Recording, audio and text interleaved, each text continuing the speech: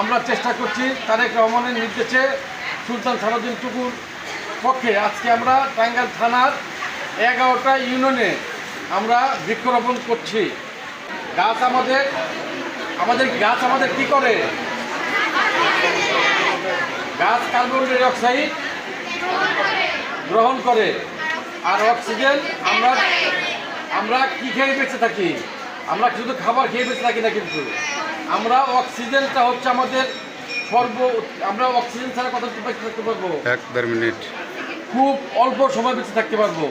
অতএব গাছ আমাদের সবচেয়ে গুরুত্বপূর্ণ হলো যে অক্সিজেন, কার্বন ডাই অক্সাইড আমরা যেটা বিষাক্ত বাতাসটা ছাড়ি, গাছ সেটা গ্রহণ করে এবং অক্সিজেনে রূপান্তরিত করে আমাদের মাঝে আমাদের প্রাণীকুলকে বাঁচিয়ে রাখার জন্য এই গাছ অক্সিজেন ছাড়ে। অতএব গাছের সবচেয়ে বড় গুণ এটা।